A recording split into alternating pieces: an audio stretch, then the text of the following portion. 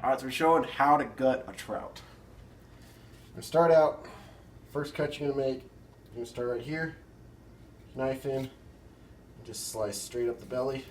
Careful not to puncture the guts. And just cut up to right about there. Okay?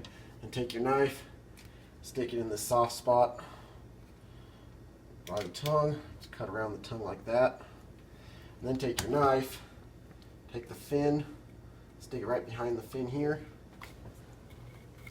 cut out, and then follow this bone up to the back of the head just like that. Flip it over, do the same thing on this side, pull the fin away, stick your knife right behind the fin, cut, and then follow this bone up, back. Then you're going to hold it, put your thumb down its gills, and just pull. You should be able to just pull all the guts away just like that. And then take your thumb, clean out this here. It's like that. If you're at the creek, you can just, or the lake, you can just rinse it out there. But since I'm in the kitchen, I rinse it out with clean water here.